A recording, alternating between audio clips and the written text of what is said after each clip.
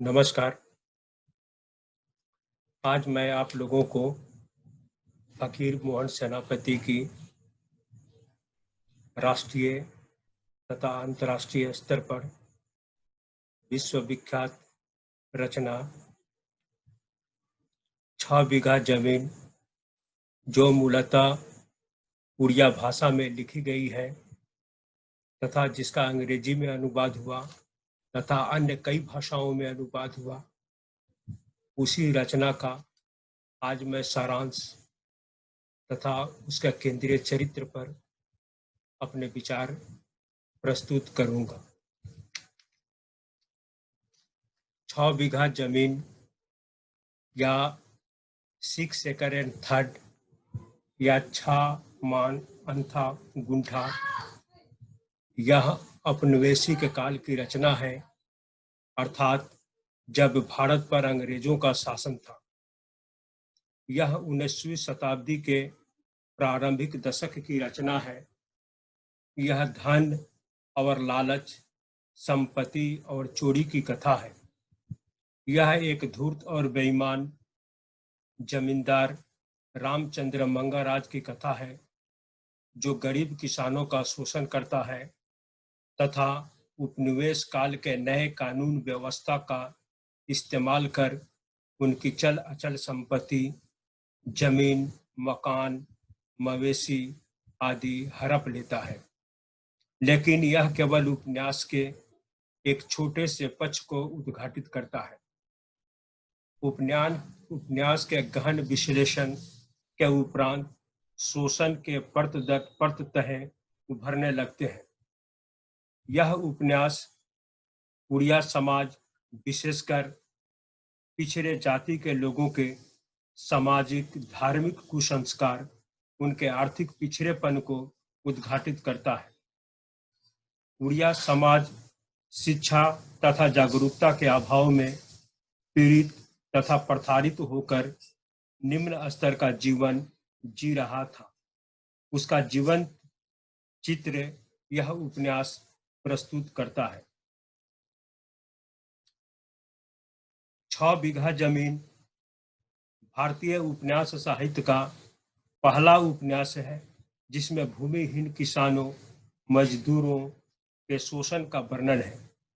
यह शोषण जमींदार, भूपति तथा अंग्रेजी सरकार के कर्मचारियों, अमलों द्वारा किया जाता है। यह रचना रशिया के अक्टूबर क्रांति के पहले तथा भारत में मार्क्सवादी विचारधारा के उदय से बहुत पहले की रचना है। सत्य पी मोहंती, जो इस रचना का अनुवाद अंग्रेजी में किए, उनका कहना है यह 19वीं शताब्दी की उत्कृष्ट और अचंभित कर देने वाली हैरत अंगेज रचना है। इसमें साहित्यिक यथार्थवाद तथा सामाजिक गुत्थियां हैं तथा इसमें आधुनिकता है।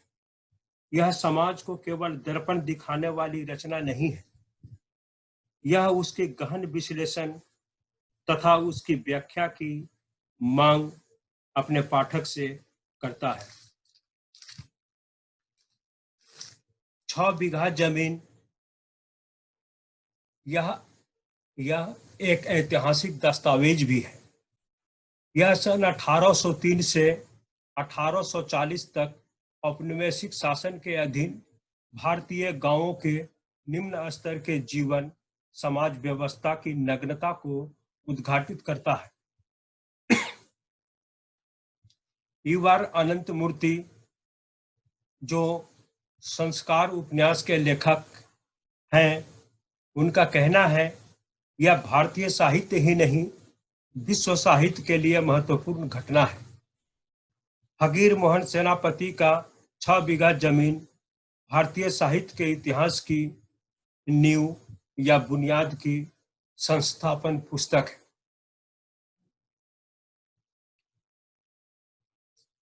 रामचंद्र मंगाराज 6 बीघा जमीन या 6 एकड़ एंड थर्ड, इस उपन्यास का केंद्रीय चरित्र है। यह इस उपन्यास की कथा मंगाराज से प्रारंभ होती है तथा इस उपन्यास का अंत भी मंगाराज की मृत्यु से होती है। संपूर्ण कथा उसके शोषणकारी, विनाशकारी छल छद्म से भरा पड़ा है।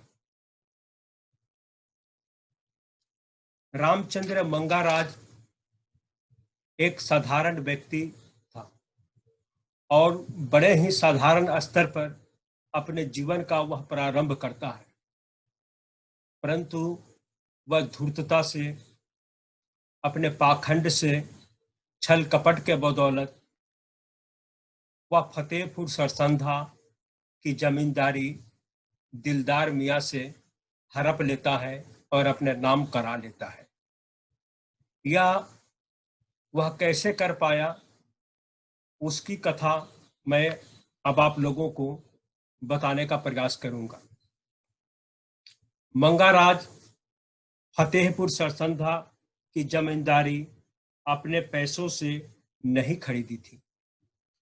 जमींदारी खरीदने के लिए उन पैसों का इस्तेमाल किया जो उसने आसामियों से लगान के रूप में एकत्र किया था। प्रथम बरस की लगान वसूली की सभी रकम उसने दिलदार मियाँ को दे दिया। दूसरी बार भी लगान वसूल कर वह दिलदार मियाँ के पास गया और जमींदार से कहा, लगान वसूल नहीं की जा सकी क्योंकि पूर्व के जमींदार बाघा सिंह ने किसानों को लगान न देने की हिदायत दी है। हम क्या कर सकते हैं? यह दिलदार मियाँ को उसने बताया। लगान सरकारी खजाने में जमा करने का एक दिन बाकी रह गया था। मंगाराज जमींदार से ऋण दस्तावेज पर सही करवाया और उन्हें कर्ज में वह रुपया दे दिया जो उनके आसामियों से वह असूला था। प्रत्येक बार वह ऐसा ही किया। लगान वसूली न हो सकी। बाघा सिंह बार बार लगान वसूली में बाधा डालते हैं, जिसके कारण लगान वसूली न हो सकी। वह बार बार यह बात दिलदार मियाँ को बताता है और दिलदार मियाँ से ऋण दस्तावेज पर सही कराकर बकाया राशि सरकारी खजाने में जमा करवा देता है। अंत में जो अधिकारी या ऑफिसर दिलदार मियाँ के लिए काम करते थे, उन्हें वह रिश्वत देता है। वह उन्हें घूस देकर 30,000 के ऋण दस्तावेज पर दिलदार मियाँ से सही करवा लिया।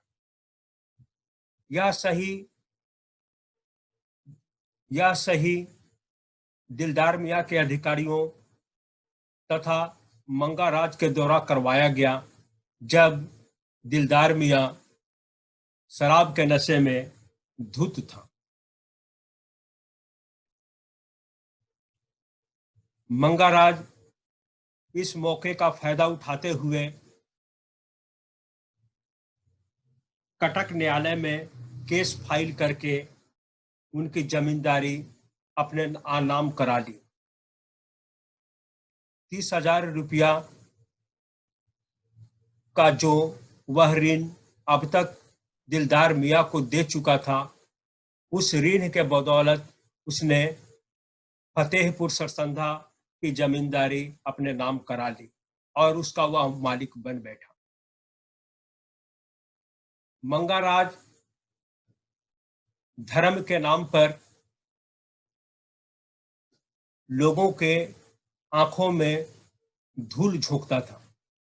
वह कई प्रकार के पाखंड करके लोगों की धार्मिक भावना को अपने पक्ष में किया करता था। रामचंद्र मंगाराज फतेहपुर सरसंधा ग्रामीण जमींदार था और प्रमुख महाजन था।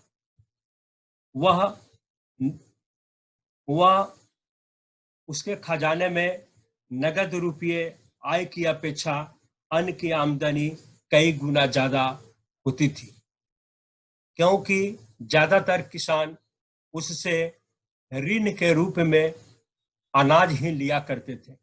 बहुत कम ऐसे किसान थे जो अपनी आवश्यकता पूर्ति के लिए उससे धन या रुपया कर्ज के रूप में लिया करते थे। रामचंद्र का कारोबार या व्यापार या सूदखोरी का व्यापार 4 किलोमीटर के क्षेत्र में फैला हुआ था। उसका जितना प्रभाव था उतना अन्य किसी महाजन का उसके क्षेत्र में नहीं था। वह धूर्त और छद में भेषी व्यक्ति था। वह गांव के लोगों को दिखाता है कि वह कितना धार्मिक पुण्यात्मा व्यक्ति है। वह वर्ष के 24 एकादशी का व्रत रखता है। प्रत्येक एकादशी को उपवास रखता है। तुलसी दल मिला हुआ जल के अतिरिक्त कुछ भी पान नहीं करता। वह लोगों का दिखाता है कि वह एकादशी का व्रत जो साल में 24 होती है, वह 24 एकादशी का व्रत उपवास करके करता है। किंतु मंगाराज का नौकर जग्गा हजाम उसके इस रहस्य को खोल देता है और गांव वालों के सामने यह प्रकट कर देता है कि एकादशी के संध्या में वह मालिक के कमरे में एक बड़े जग में दूध, केला, थोड़ी मात्रा में खोई और नवाता रख देता है और सुबह सब कुछ खाली पाता है। कहने का तात्पर्य कि मंगाराज लोगों को यह दिखाता है कि वह खाली पेट रहकर भगवान की पूजा करता है, एकादशी का व्रत रखता है, किंतु शाम को वह भरपेट भोजन और अच्छा भोजन कर लेता है। द्वादशी के दिन 27 ब्राह्मण परिवारों को पारंपरिक भोज के लिए वह बुलाता है, क्योंकि द्वादशी के दिन ही ब्राह्मणों के भोजन के उपरांत वह अपना व्रत जो उपवास के रूप में रखा था, उस उपवास को वह तोड़ता है। तो द्वादशी के दिन 27 ब्राह्मण परिवारों को पारंपरिक भोज के लिए वह बुलाता है। मंगाराज स्वयं ब्राह्मणों को भोजन परोसता है। पत्ते के थाल में मुट्ठी भर चावल और थोड़ा गुड़ रखकर उन्हें सम्मान पूर्वक संबोधित करता है। आप अपनी आवश्यकता और जरूरत को बताएं और कुछ अतिरिक्त चाहिए वह भी बताएं। यहाँ बहुत मात्रा में गुड़ और चावल है, पर मैं जानता हूं आपकी आंखें बड़ी है और पेट छोटा है। मैं अब निश्चिंत हूं कि आप अपनी क्षुधापूर्ति कर ली है। इसके बावजूद कुछ लालची ब्राह्मण लज्जा त्याग कर कुछ अतिरिक्त मांगते हैं, तो वह अपनी 2 अंगुलियों में कुछ चावल लेकर उनके थाल पर छिड़क देता है। भोज समाप्ति के बाद ब्राह्मण कहते हैं, हम संतुष्ट हुए। अपने स्थान से उठकर मंगाराज को आशीर्वाद देते हैं। मंगाराज का जीवन सदैव हुई छल प्रपंच से भरा हुआ है। वह धोखे से या धर्म का भय दिखाकर वह अपने चचेरे भाई श्याममाला की जमीन जो 15 एकड़ थी, बहुत कम मूल्य पर ही वह खरीद लेता है। इसकी चर्चा मैं अब आप लोगों के सामने बता रहा हूं। कैसे वह अपने भाई श्याममाला की जमीन जो 15 एकड़ थी, जिसे बहुत कम मूल्य पर ही उसने हड़प लिया। मंगाराज के चचेरे भाई श्याममाला एक बार शहर गए और कुसंग में पड़कर प्याज डाली हुई गोभी खा ली थी। ऊंचे कुल के होने के कारण श्याममाला के लिए प्याज वर्जित व्यंजन था और इस वर्जित व्यंजन को उनके समाज ने इस प्याज को खाने से निषेध कर रखा था, पर श्याममाला शहर गए और कुसंग में पढ़कर प्याज डाली हुई गोभी खा ली। मंगाराज को रहस्य का पता लगा और उसने दबाव बनाया श्याममाला पर प्रायश्चित करने के लिए, ब्राह्मणों को भोज देने के लिए। श्याम विधर्मी होने के भय से, समाज बहिष्कृत हो जाने के भय से या ईसाइयत की ओर धकेल दिए जाने के भय से वह प्रायश्चित का निर्णय लेता है। अपना 15 एकड़ जमीन वह मंगाराज को बिक्री कर देता है 5 रुपये एकड़ के हिसाब से। ऐसा नहीं कि जिस प्याज के कारण श्याम को अपनी पैतृक संपत्ति बेचने पड़ी, मंगाराज के घर वह प्याज नहीं खाई जाती है। कहने का तात्पर्य, मंगाराज स्वयं और मंगाराज के परिवार के अन्य सदस्य प्याज खूब खाते हैं, किंतु लोगों को दिखाकर नहीं। और गांव वाले अगर जान भी जाएं तो लोगों को इतना साहस नहीं कि मंगाराज से सवाल जवाब कर सके। मंगाराज के घर में प्याज चंपा बाजार से खरीद कर लाती थी, किंतु मंगाराज के दबदबा के कारण गांव में कोई उससे यह प्रश्न पूछ नहीं सकता था। मंगाराज गांव वालों को अनाज तथा रुपया या धन वह सूद पर दिया करता था, और यह सूद जो है अनाज के रूप में जब वह लोगों को देता था तो वह 50% ब्याज दर के हिसाब से दिया करता था। जब गांव वालों को वह नगद रुपया उधार दिया करता था तो उसकी ब्याज दर कम से कम 100% हुआ करती थी, या कभी कभी उससे भी ज्यादा हो जाया करती थी। गांव के लोग मजबूरी बस उससे यह धन ऋण के रूप में लिया करते थे। मंगाराज एक चालाक, शातिर और धूर्त सूदखोर था। वह ब्याज पर अनाज और रुपया दोनों देता था और उसका पक्का सरकारी कागज बनाता था ताकि आसामी की जमीन जायदाद शीघ्रता से हड़पा जा सके। कहने को तो मंगाराज लोगों से कहता, महाजनी में फायदा नहीं है। वह लोगों को कष्ट से उबारने, उनके दुख को कम करने के लिए ही उन्हें ब्याज पर अन्न देता है। वह कहा करता था 50% के दर पर ब्याज देने से उसे कुछ भी फायदा नहीं होता है।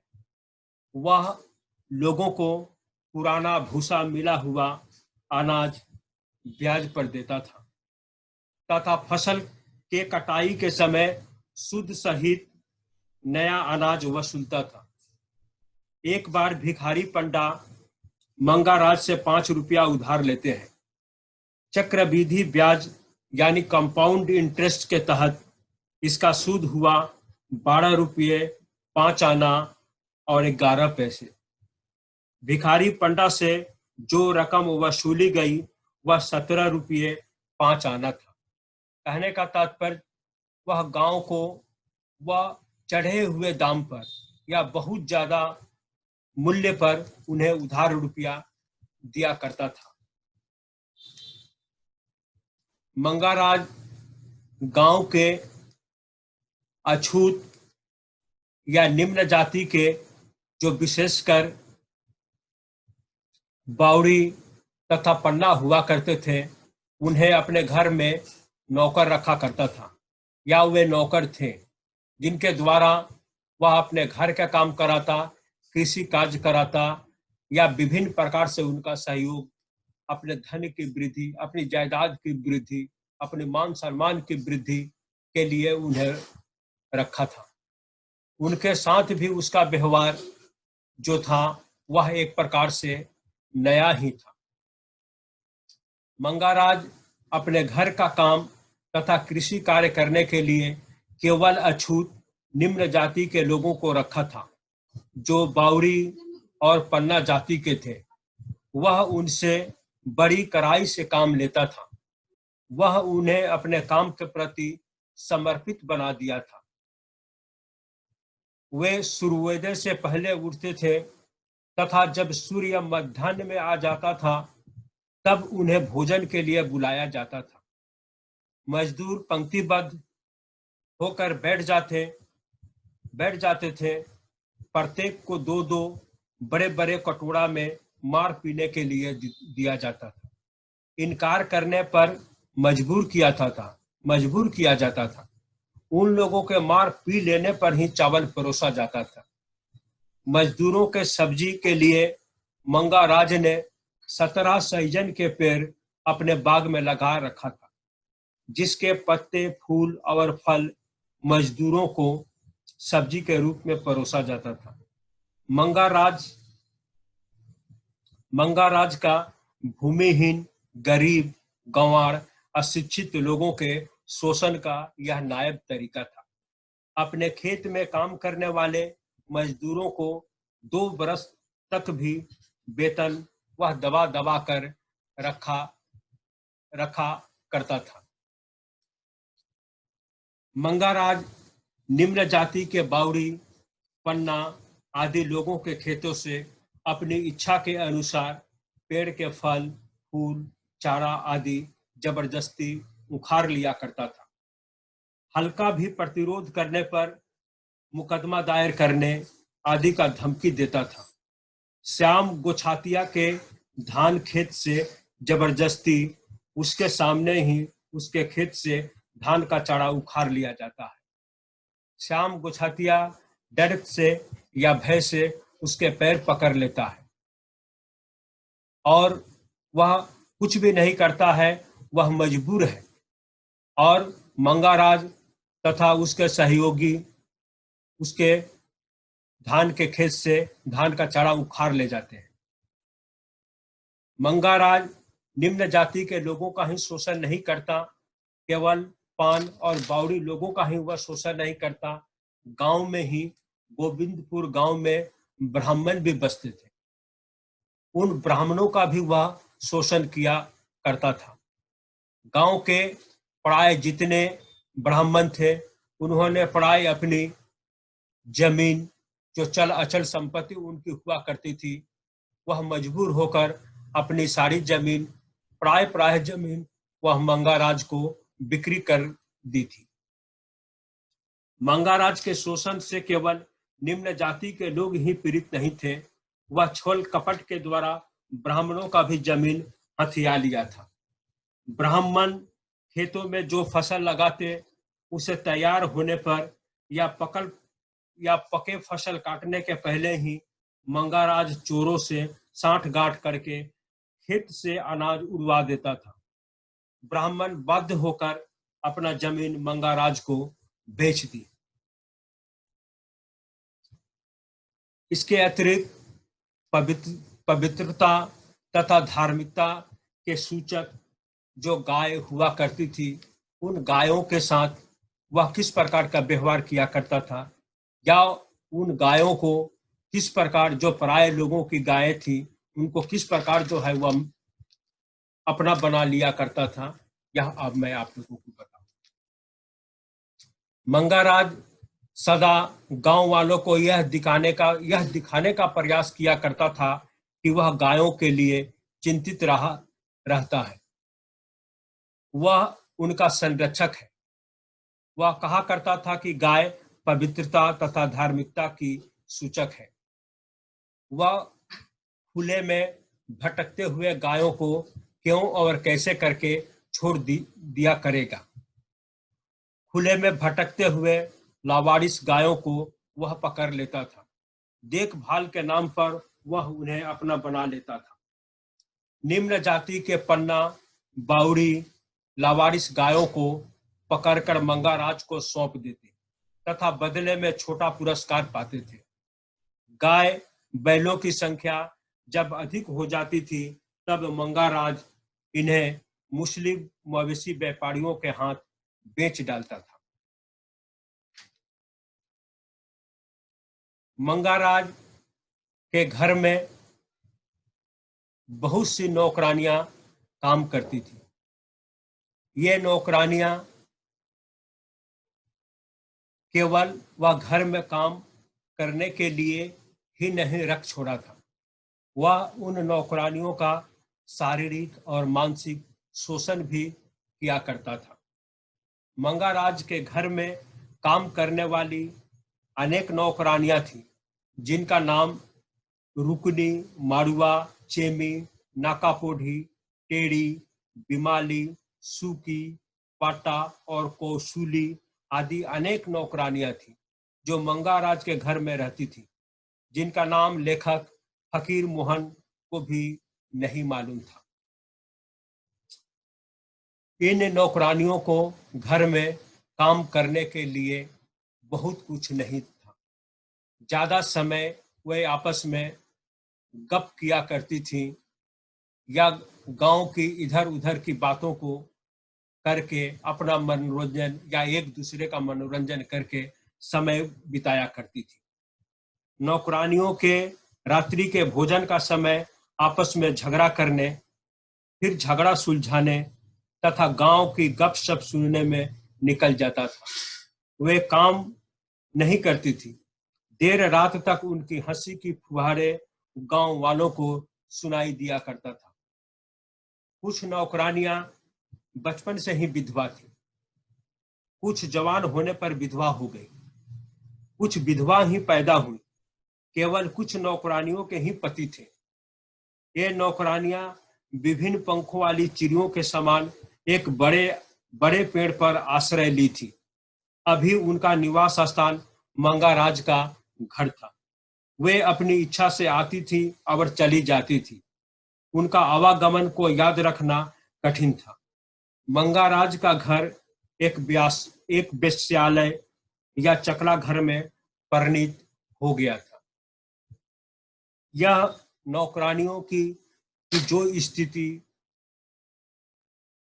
6 बीघा जमीन में वर्णित है, इससे हम लोगों को उस समय जो भारतीय स्त्रियां हुआ करती थी या कम उम्र की जो लड़कियां हुआ करती थी, उनकी सामाजिक स्थिति या आर्थिक स्थिति क्या थी, यह भी जो है वह मतलब कि इस उपन्यास के द्वारा उद्घाटित होता है। वे ज्यादातर जो है वह लड़कियां खूब कम उम्र में ही विधवा हो जाया करती थी और विधवा हो जाने के उपरांत पुनर्विवाह का उस समय समाज में कोई स्थान न होने के कारण वे वेश्यावृत्ति को ही अपना जीवन का अंग बना लेती या वेश्यावृत्ति के द्वारा ही वह अपने आगे का जीवन का निर्वाह करती। मंगाराज के घर में रहने वाली प्राय ही स्त्रियां जो थी वह प्राय विधवा थी और विधवा का समाज में कोई स्थान न होने के कारण वह मंगाराज के घर में चली आई थी, जहां पर उनका शारीरिक और मानसिक शोषण हुआ करता था। पर वह मजबूर थी, कहीं न जा सकती थी। अपनी इच्छा से जितना दिन इच्छा होता वहां रहती, फिर उसके बाद वहां से वह निकल जाया करती थी। मंगाराज गांव के चौकीदार, जिसका नाम गोबरा जेना है, उस गोबरा जेना के साथ मिलकर वह विभिन्न प्रकार के असामाजिक कार्य भी करता था। वह गोबरा जेना के साथ मिलकर चोरी, डकैती, राहजनी कहने का तात्पर्य राह चलते हुए लोगों का लूटपाट करना, उनका सामान छीन लेना या उनकी हत्या कर डालना, ये चीजें भी गोबरा जेना और मंगाराज दोनों मिलकर षड्यंत्र करते और अपने काम का अंजाम गोबरा जेना के ही समुदाय या जाति के लोग जो पन्ना थे उनके द्वारा यह काम करवाया जाता था या इन कामों को अंजाम दिया जाता था। मंगाराज ग्राम के चौकीदार गोबरा जेना के साथ मिलकर चोरी, डकैती और राहजनी आदि अनैतिक कामों में संलग्न था। मध्य रात्रि तक गोबरा जेना के साथ वह बैठकर वह योजनाएं बनाया करता था। मुख्य काम का अंजाम निम्न जाति के पान लोग किया करते थे। जब कभी पान पकड़े जाते और उन्हें सजा हो जाती थी, तब गोबराजेना मंगा राज के बखार यानी अन्न के भंडार से अन्न लेकर अभियुक्तों के परिवारों को मदद किया करता था।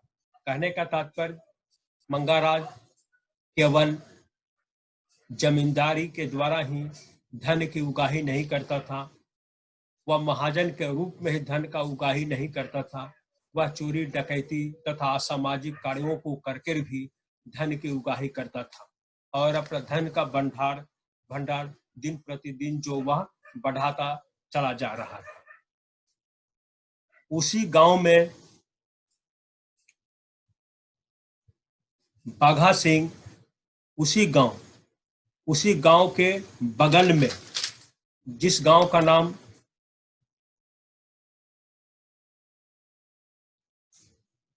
रतनपुर है, गोविंदपुर के बगल में ही एक गांव रतनपुर है।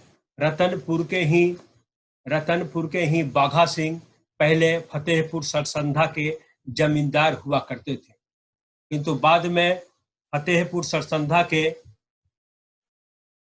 सरसंधा के जमींदार बाघा सिंह के हाथों से जमींदारी निकल जाती है और वह जमींदारी दिलदार मियाँ के हाथ में आ जाती है। दिलदार मियाँ के हाथ से मंगाराज के हाथ में आती है। बाघा सिंह के परिवार से तथा मंगाराज के परिवार से या केवल मंगाराज से बाघा सिंह की दुश्मनी बहुत पुरानी थी। लगभग वो 3 वर्षों से उन दोनों में अदावत चली आ रही थी।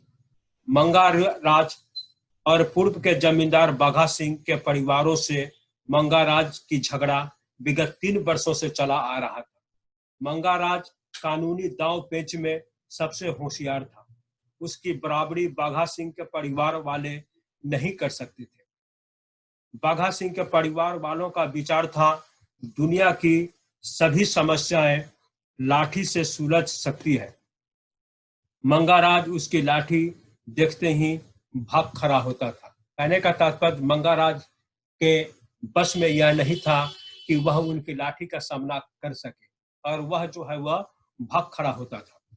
रतनपुर के डोम परिवारों को बाघा सिंह ने ही अपनी जमींदारी में बसाया था। उन्हें अपने भरण पोषण के लिए मुफ्त जमीन दी गई थी। शादी ब्याह तथा पर्व त्योहारों के अवसर पर केवल बाजा बजाते थे।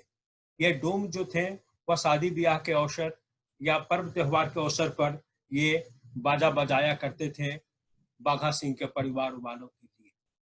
जरूरत पड़ने पर ये डोम अपने मालिक के लिए लाठी लेकर निकल पड़ते थे।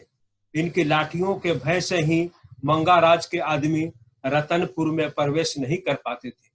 मंगाराज ने उन डोमों को सबक सिखाने के लिए दरोगा शेख इनायत हसन से मिलकर उन्हें चोरी के केस में फंसा दिया। उनके घर के पिछवाड़े से चोरी के माल मिट्टी में दबे हुए गड़े हुए पाए गए। सभी लोग कहते थे डोम कभी चोर नहीं हो सकते थे, वे चोरी नहीं कर सकते हैं। मंगाराज थाना और कचहरी में पानी के तरह पैसा बहाया और रतनपुर के डोमों को सजा हो गई। वह एक लंबे अरसे से जेल में बंद थे, सजा काट रहे थे डोम रतनपुर के। बाघा सिंह के परिवार को क्षति पहुंचाने के लिए मंगाराज हर तरह का कोशिश किया करता था। वह अपने मवेशियों को बाघा सिंह के फसल से लहलाते खेतों में छोड़ दिया करता था। जानवर रात भर खेत में चरते और फसल बर्बाद कर देते थे। बाघा सिंह के परिवारों को पूर्ण रूप से मटियामेट करने के लिए मंगाराज चंपा के साथ मिलकर षड्यंत्र रचता है। चंपा टांगी वाली चाची का बहुरूपिया भेष धारण कर उनके घर पहुंचती है। परिवार की महिलाएं आवाभगत करती हैं। वह शौच या लघु संख्या के बहाने उनके घर के पिछवाड़े में जाती है और घर से लाई हुई कुछ आग की चिंगारी आगे की चिंगारी सूखे घास के ढेर में रख देती है और लौट आती है। आग मध्यरात्रि के घर में पिछवाड़े से लगती है। लोग केवल जान बचाकर भाग ही सके। घर की संपत्ति घर में ही जलकर खाक हो गई। कहने का तात्पर्य, मंगाराज और चंपा ने मिलकर जो षड्यंत्र रचा, उस षड्यंत्र के द्वारा बाघा सिंह की सारी जो चल अचल संपत्ति जो घर में मौजूद थी, वह सब की सब जलकर खाक हो गई। यहाँ तक कि उनके घर भी खाक हो गए। कुछ भी संपत्ति वे बचा नहीं सके। और मंगाराज को सहयोग करने वाले या सहयोगी जो रतनपुर के डोम थे, रतनपुर को डोमों को मंगाराज ने दरोगा इनायत हसन से मिलकर उन्हें जेल में पहुंचवा दिया था। इस प्रकार मंगाराज तथा चंपा धोखे से बघा सिंह के परिवार को धूल में मिला दिए।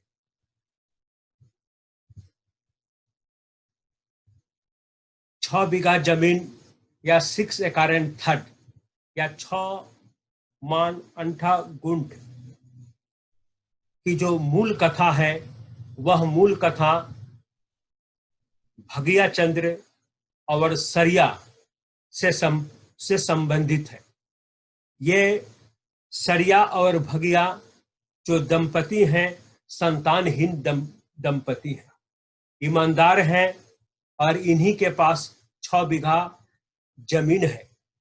और यह 6 बीघा जमीन काफी उपजाऊ है और इतनी उपजाऊ है कि यह गांव के हर लोग या प्रत्येक किसान इस प्रकार के जमीन अपने पास होने की इच्छा रखते हैं। और यही जमीन मंगाराज को जो है हर समय आंखों में खटकती है।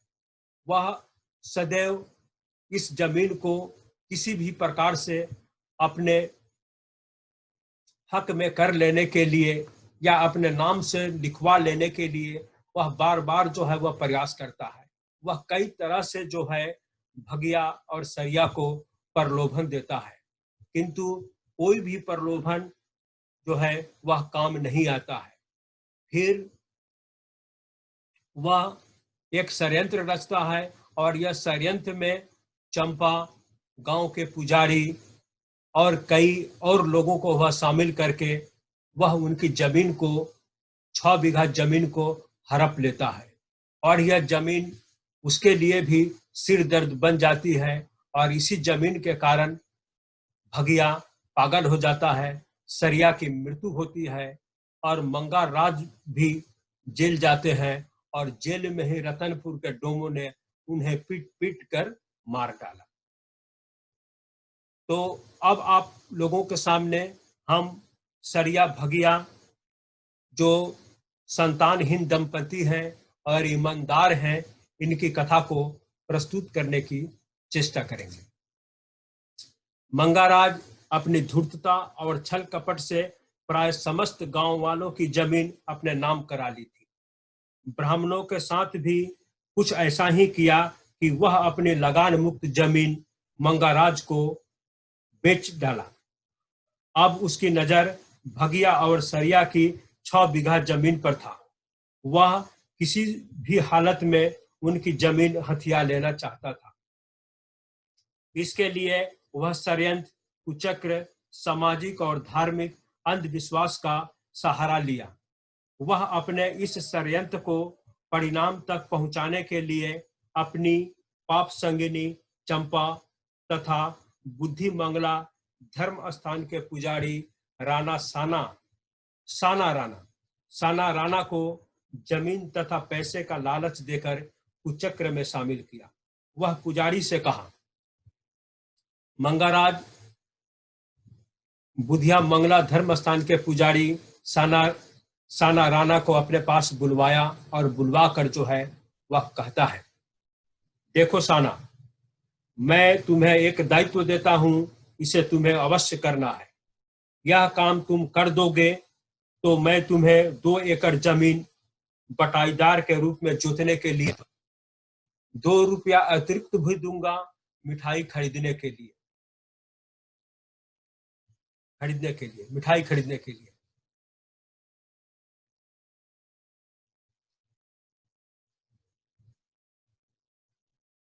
साना राणा खुश होता है। वह पूछता है, मालिक क्या करना है? मालिक मंगाराज बोलते हैं, तुम भगिया बुनकर को जानते हो। उनकी पत्नी निसंतान है, बांझ है। प्रतिदिन बुद्धि मंगला के चरणों पर संतान के लिए प्रार्थना करती है। तुम जाओ और दंपति से कहो। देवी उसके स्वप्न में प्रकट हुई थी। उन्होंने देवी उसके स्वप्न में प्रकट हुई थी। उन्होंने यानी देवी ने कहा है, सरिया को देवी स्थान पर पूजा अर्पित करना चाहिए। तब देवी उससे स्वयं बात करेंगी और पुत्र प्राप्ति का आशीर्वाद देंगी। गांव में यह विश्वास प्रचलित था कि बुद्धि मंगला गांव के पुजारी साना राणा के स्वप्न में बराबर आया करती है। गांव के हित से संबंधित बहुत सी बातें वह किया करती है। गांव की भलाई हो, गांव की अच्छाई हो, संबंधित कई निर्देश समय समय पर बुद्धि मंगला ने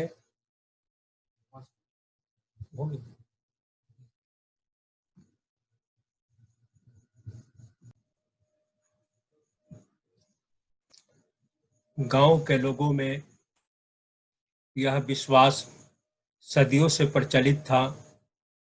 यह विश्वास बहुत एक लंबे अरसे से लोगों में चला आ रहा था कि गांव की देवी बुद्धि मंगला गांव के पुजारी साना राणा के स्वप्न में आती हैं और गांव के हित भलाई से संबंधित बातें वह किया करती हैं।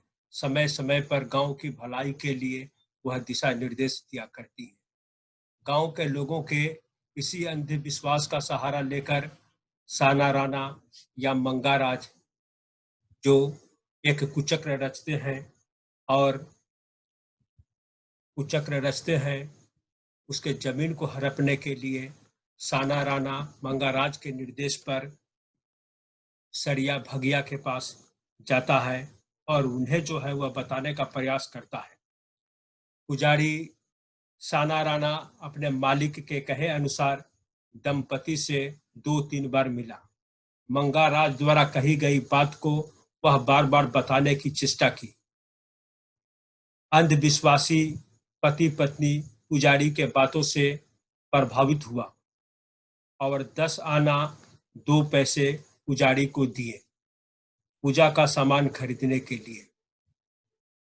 एक शनिवार संध्या के बाद अंधेरे में पुजारी मंगाराज, हजाम जग्गा और 4 मजदूर हाथ में कुदाल लिए बुद्धि मंगला के स्थान पर पहुंचे। ठीक देवी स्थान के पीछे एक बड़ा गड्ढा खोदा गया। जग्गा उसमें छिप गया। तुरंत उसे पत्ते और घास फूल से ढक दिया गया। पुजारी शनिवार के सुबह पहले ही भगिया और सरिया को उपवास रखने की सलाह दे आया था। मध्य रात्रि में जब गांव निस्तब्ध हो गया, जब गांव शांत हो गया, सभी लोग प्राय सो गए, तब पुजारी उन्हें पूजा के लिए बुला लाया। देवी के सामने प्रसाद रखकर दंपति घुटने के बल सिर झुकाकर देवी की आराधना करने लगे। पुजारी दंपति की ओर से यानी भगिया चंद्र और सरिया की ओर से बुद्धि मंगला से निवेदन करने लगा, ओ माता मंगला, सरिया को आशीर्वाद दीजिए। वह बहुत लंबे समय से आपकी आराधना कर रही है। आपने बहुतों को आशीर्वाद दिया है, सरिया को भी आशीर्वाद देकर कृतार्थ करें। साना राणा के इस वाक्यों को, बातों को सुनकर गड्ढे में छिपा बैठा जग्गा हजाम बोल उठता है, ओह मेरी पुत्री सरिया, तुम हमें लंबे समय से पूजा अर्पित कर रही हो। तुम प्रतिदिन स्नान को जाने से पहले अपना सिर झुकाती हो और लौटकर तुम हमें जल अर्पित करती हो और मैं प्राप्त करता हूँ। मैं खुश हूँ और आशीर्वाद देता हूँ। तुम बहुत सा धन प्राप्त करोगी। मेरे लिए एक मंदिर बना दो। कल सुबह मुंह धोने के पहले बुनकर घाट तक आओ। मेरी पूजा में व्यवहार आए जवा फूल के स्थान पर गड्ढा खोदो। जो भी मिले उसे अपने घर ले जाओ। प्रतिदिन मेरी पूजा करो।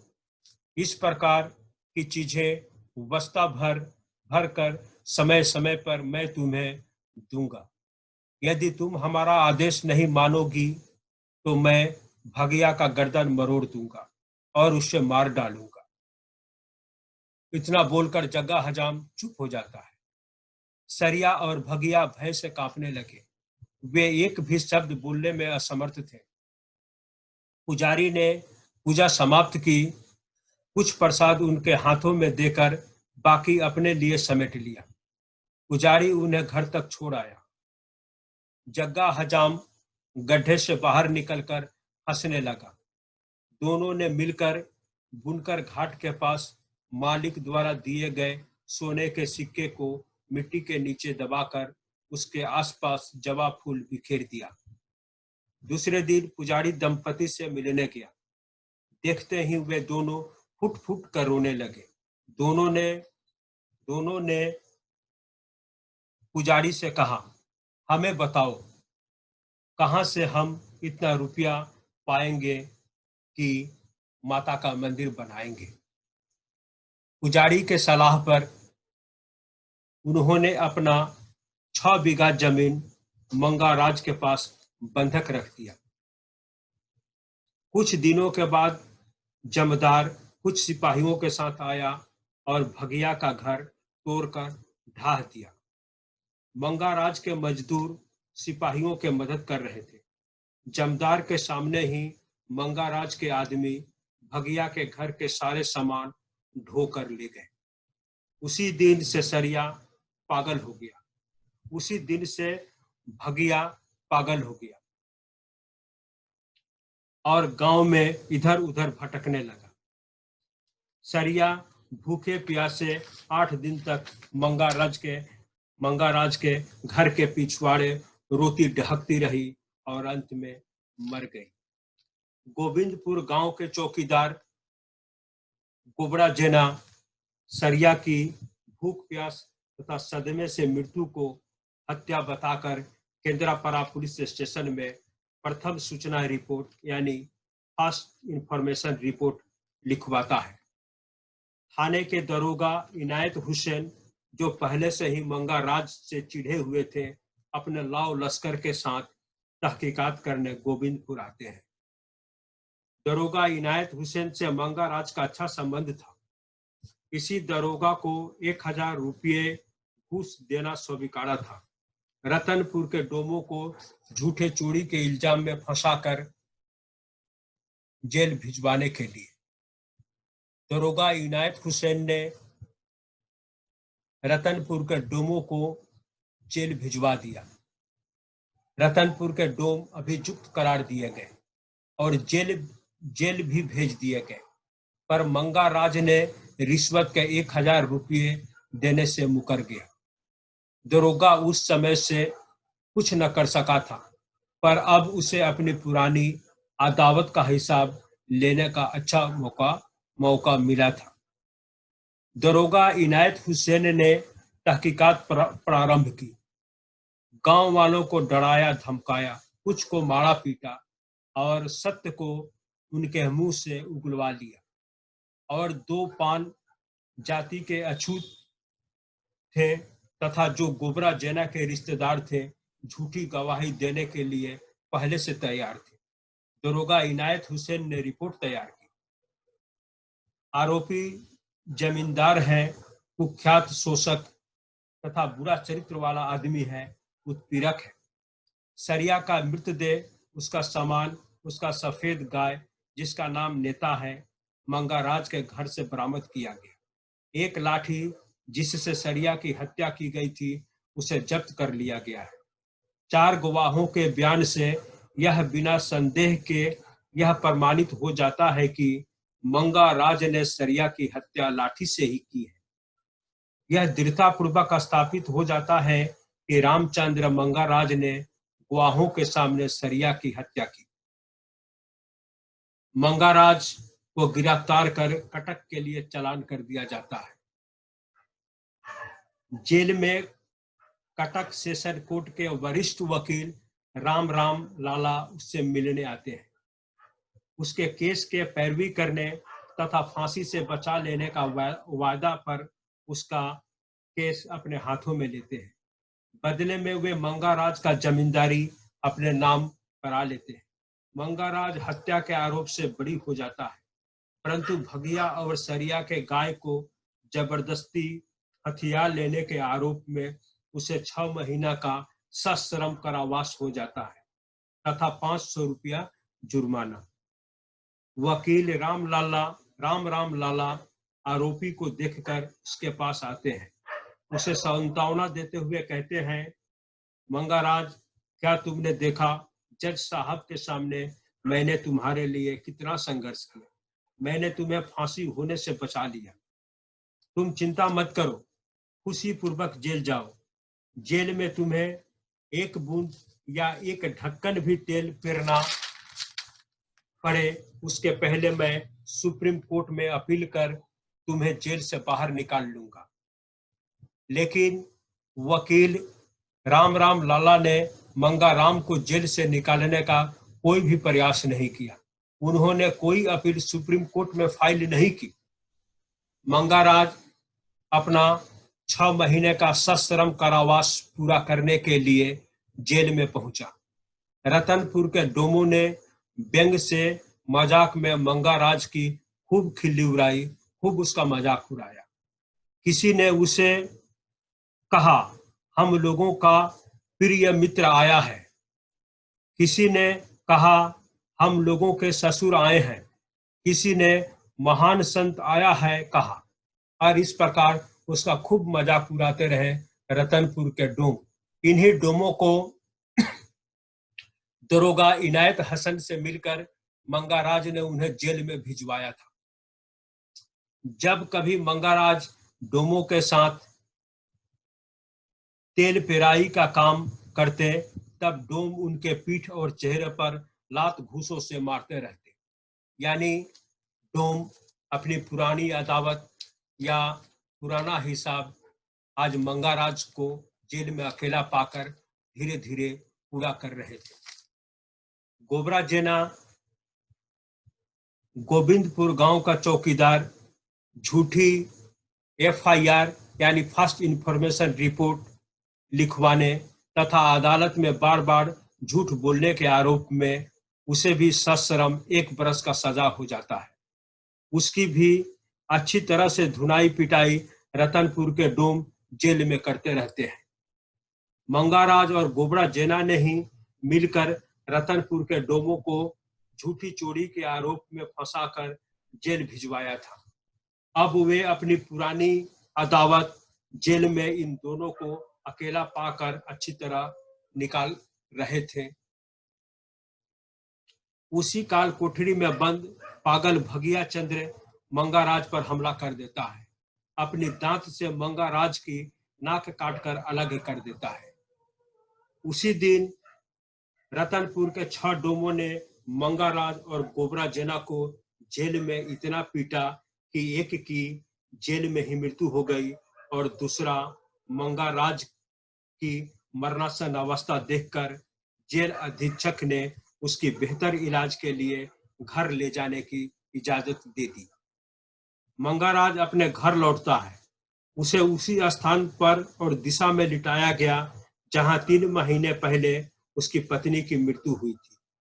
देहाती वैद्यों शिवा चमार, कार्तिक नायक और कविराज गोपी के इलाज के दरमियान ही मंगाराज की मृत्यु होती है।